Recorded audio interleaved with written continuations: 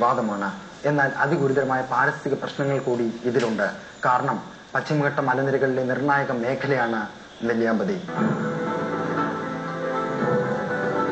നെല്ലിയാമ്പതി എസ്റ്റേറ്റുകളിൽ കാണാം തകർക്കപ്പെട്ട വനവൈവിധ്യത്തിന്റെ ഹരിതാവശിഷ്ടങ്ങൾ.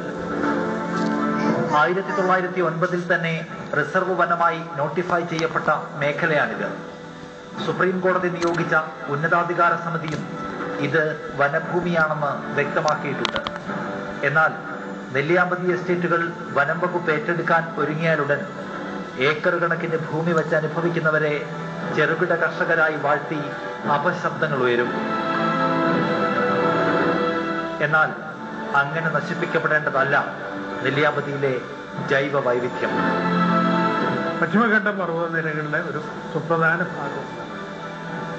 2 നിരവധി പുഴകളുടെ ഭാരതപ്പുഴ, അയിലൂർ പുഴ, പോത്തുണ്ടിപ്പുഴ, ചിറ്റൂർ പുഴ, അതുപോലെ ചാലക്കുടി പുഴ, മംഗലം പുഴ, ഈ പുഴകളൊക്കെ ഉത്ഭവിക്കുന്നത് നെല്ലിയാമ്പതിയിൽ. അപ്പോൾ ഈ നെല്ലിയാമ്പതി നശിച്ചു കഴിഞ്ഞാൽ ഇവിടെയുള്ള ഈ പുഴകളൊക്കെ നശിക്കുമെന്നുള്ള കാര്യത്തിൽ യാതൊരു സംശയമില്ല. 1867 കൊച്ചി രാജാവിൽ നിന്ന് ഉടമ്പടി പ്രകാരം പാട്ടത്തിനെടുത്തതാണ് നെല്ലിയാമ്പതിയിലെ എസ്റ്റേറ്റുകൾ. ഇവിടുത്തെ 50ഓളം എസ്റ്റേറ്റുകളിൽ 27 പാട്ടക്കരാർ ലംഘിച്ചതായി കണ്ടെത്തിയിട്ടുണ്ട്. കഴിഞ്ഞ സർക്കാർ ഇത്തരത്തിൽ 3 എസ്റ്റേറ്റുകൾ ഏറ്റെടുത്തിരുന്നു.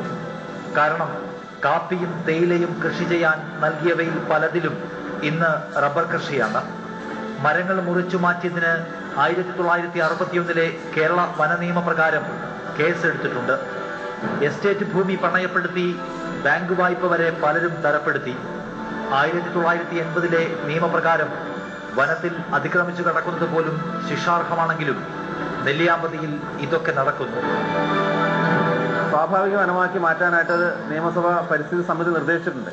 പക്ഷെ അതെല്ലാം ഇന്ന് കാറ്റിൽ പറത്തിക്കൊണ്ട് പുതിയ തന്ത്രങ്ങളുടെ ആളുകൾക്ക് വേണ്ടിയിട്ടുള്ള ഒരു ഉപസമിതികളും മറ്റുമൊക്കെ ഇവിടെ രൂപപ്പെടുത്തിക്കൊണ്ട് അവരുടെ ഇഷ്ടത്തിനനുസരിച്ചുള്ള കച്ചവട താല്പര്യങ്ങൾ നടപ്പിലാക്കാൻ വേണ്ടിയിട്ട് ഉള്ള നശീകരണ പ്രവർത്തനങ്ങളിലേക്കാണ് ഇന്ന് പോയിക്കൊണ്ടിരിക്കുന്നത്.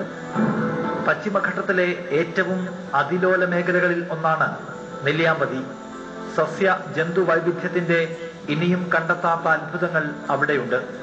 അതുകൊണ്ടാണ് അതിന്റെ സംരക്ഷണം അതിപ്രധാനമാകുന്നത്. ഈ ഫോറസ്റ്റ് ലീസ് എന്ന് പറയുന്ന ഒരു അവസ്ഥയിലേക്ക് ഈ മേഖലകളെ സംരക്ഷിക്കാൻ വേണ്ടി ഏൽപ്പിച്ച മേഖലകളെ സ്വകാര്യ വ്യക്തികളുടെ കയ്യിൽ തന്നെ നിലനിർത്താനായിട്ടുള്ള ഒരു സാഹചര്യം ഉണ്ടായി. അതിൽ ഇതിന്റെ യഥാർത്ഥ സ്ഥലത്തിന്റെ അവകാശം വനം വകുപ്പ് തന്നെയാണ്. വനം വകുപ്പുമായിട്ടുള്ള എഗ്രിമെന്റ് ആണ് ലീസ് ഡീഡിൽ നമുക്ക് കാണാനായിട്ട് സാധിക്കുക. പക്ഷേ അത് വനനിയമങ്ങൾക്ക് അനുസൃതമായ രീതിക്ക് ഈ പ്രദേശം സംരക്ഷിക്കപ്പെടുകയും ചെയ്യുകയാണെങ്കിൽ മാത്രമേ ആ ലീസിന് നിലനിൽപ്പുള്ളൂ.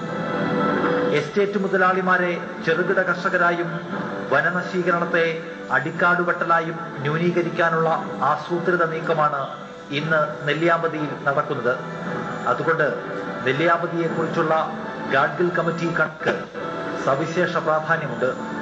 അത് സൈലന്റ് വാലി സമരത്തിന്റെ 2ാം ഭാഗമാകുന്നു. രാജ്യത്തെ മൊത്തം ജനസംഖ്യയുടെ 4/1 ജീവിതം പശ്ചിമഘട്ട മലനിരകളെ ആശ്രയിച്ചാണ്. അതുകൊണ്ട് ഹരിത രാഷ്ട്രീയത്തിന്റെ ശാക്തീകരണം കാലഘട്ടത്തിന്റെ ആവശ്യകതയാകുന്നു.